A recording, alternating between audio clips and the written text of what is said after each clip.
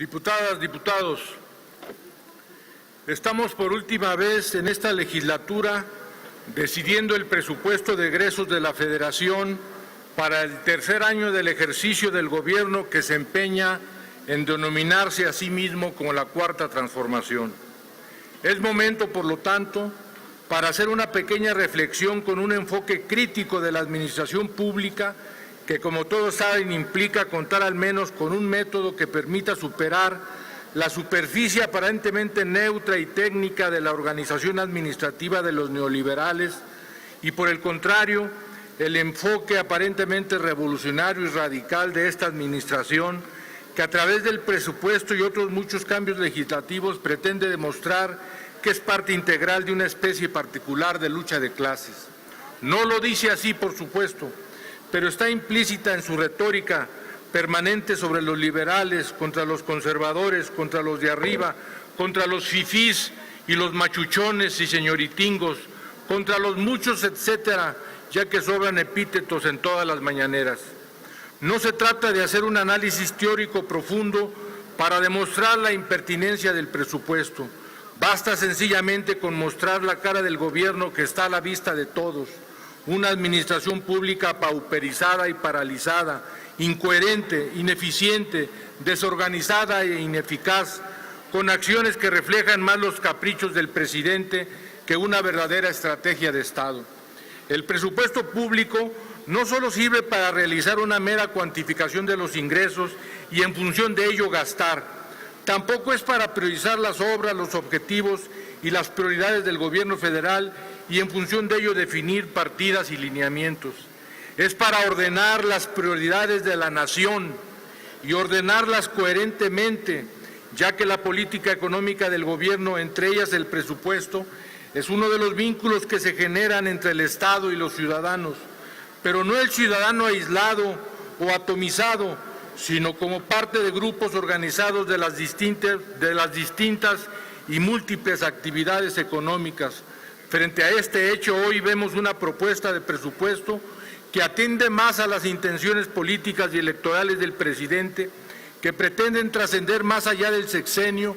pero que solo dividen y polarizan al país y dejan de lado los justos reclamos y necesidades estructurales. El presupuesto público no debe ser entonces un plan aritmético de distribución del gasto elaborado por políticos o por técnicos, sino que es una correa de transmisión hacia los distintos sectores sociales y productivos, los del capital y la actividad económica, de los grupos sociales y civiles, de las regiones y su vocación productiva, de las oportunidades, de la creación de nuevas fuentes de desarrollo, trabajo y riqueza. De ahí la necesidad de direccionar una correcta estructura del gasto público para obtener como resultado la suma productiva que cada una de estas partes pueda aportar de manera multiplicada. Pero lo que tenemos hoy aquí no es una estrategia de desarrollo y crecimiento, sino un discurso con claros propósitos electorales. Este modelo de privilegiar la entrega de millones de cheques a los ciudadanos sí genera un vínculo, pero no sirve para terminar con la pobreza y la desigualdad. El propio presidente de la República anunció que en el 19 habría 7 millones de mexicanos beneficiados con estos programas sociales, 15 millones en el 2020, 22 millones en el 21, 27 en el 22 y 40 millones en el 24, como plan central de una estrategia transeccional. Entonces, el modelo de los presupuestos del 19, 20 y 21 no sirve como instrumento o herramienta que nos esté ayudando para una estrategia de un cambio verdadero para el desarrollo y crecimiento del país. Por ello, no tuvo efectos en el Producto Interno Bruto del 19 ni en el del 2020 tendrá que, tras la cancelación del nuevo Aeropuerto Internacional de la Ciudad de México, fuera sustituido por otro, o el que se haya buscado un presupuesto equilibrado como la única forma de tranquilizar a los mercados. No dio resultados y la inversión privada se desplomó. No sirvió de nada tampoco de mantener esa misma fórmula vigente en el siguiente año. El triunfo de la coalición Haremos Historia, cuyo rasgo principal es un cambio profundo en el ejercicio del poder y de la relación de este con los gobernados, los actores políticos y los agentes económicos, y de un neopresidencialismo y una nueva rectoría estatal de la economía, no ha implicado un cambio positivo en la orientación del modelo económico. Esta supremacía y preponderancia excepcional del Poder Ejecutivo ha implicado día a día tensiones que en diversos grupos de la sociedad, rompiendo el equilibrio de su ámbito natural de acción e influencia, al igual que de los gobiernos estatales y municipales, aunado a que están siendo desmontados muchos de los avances políticos, democráticos y económicos de décadas, a pesar de que muchos implicaron un acuerdo con fuerzas opositoras cuyos protagonistas están aquí y que hacían mejores leyes como opositores que las pésimas que hoy hacen como gobierno. Por ello, mi partido, el de la Revolución Democrática, denuncia: no estamos ante el presupuesto de una nueva forma de gobierno, estamos ante el programa de gasto personalísimo, centralista y controlador del Ejecutivo, que no conjuga la estabilidad con la modernización, la austeridad con el desarrollo, la generación de riqueza con su distribución, las expectativas con su materialización. Por lo que este presupuesto evidentemente es del presidente y él es su único dueño. Aunque el gobierno ha emprendido reformas sin precedentes para incrementar sus ingresos, estos no adecúan viejas disposiciones a las condiciones de un tiempo diferente, no reconstruyen el espacio institucional y normativo, no se avanza a una nueva refundación de leyes e instituciones. Por el contrario, hacen persistir y le dan continuidad a los viejos problemas y solo los agravan.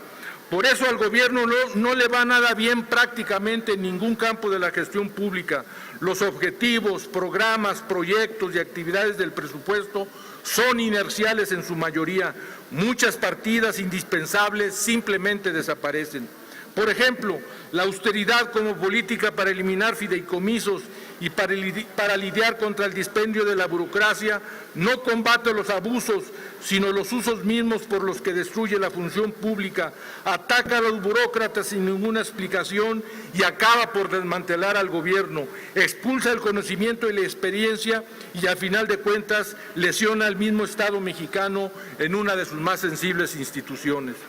Este discurso frente a la pandemia ya no sirve de nada, pero sí le da pretexto al gobierno para implementar acciones de muy dudosa legalidad. No pueden ser revertidas ni atenuadas las consecuencias simbólicas y materiales de haber cancelado el aeropuerto. Además de ello, hay que enfatizar que el presupuesto supone poco menos del 25% del PIB, es decir, maneja una parte sí considerable de la economía que le permite ordenar, pero no sustituir, estimular y generar, y mucho menos reemplazar. No pueden ser revertidas ni atenuadas las consecuencias de construir sin solvencia económica, ambiental y técnica los 8 proyectos del sexenio: Santa Lucía, Refinería Tres Bocas, Tren Maya, Tren del Istmo, Internet, las 100 universidades, las plantas de fertilizantes. No pueden ser revertidas ni atenuadas las consecuencias de la descalificación de la deuda de Pemex y el desconcierto mundial sobre las garantías para la inversión externa en México. No pueden ser revertidas ni atenuadas las consecuencias de la desconfianza de los agentes económicos privados que han retraído la inversión, afectando los pronósticos del Producto Interno Bruto para todo este sexenio y los próximos años. Las reservas que propondrá el PRD buscan hacer ajustes al presupuesto por cerca de 50,000 millones de pesos, modificaciones que se traducirán directamente en más recursos para la salud, educación, ciencia, tecnología, cultura, atención a víctimas, protección de derechos humanos, igualdad sustantiva, justicia, más recursos para el campo, mejoras en infraestructura hidráulica y más y mejores carreteras, mayores recursos a estados y municipios para que atiendan materias de seguridad, salud, protección civil e infraestructura. Al país le sirve más un presupuesto plural que invierta a lo largo y ancho del país y no un presupuesto que dilapide dinero en 3 proyectos egocéntricos que el único legado que dejarán en el país será podredumbre y desperdicio. Por ello, el PRD votará en sentido negativo, lamentando profundamente que el Gobierno no atienda al diálogo solicitado por los agentes económicos y actores políticos tan relevantes como los gobernadores, y se está poniendo en riesgo el aporte de la izquierda en su conjunto para la necesaria transformación del país. Gracias por su atención, compañeros y compañeras diputados.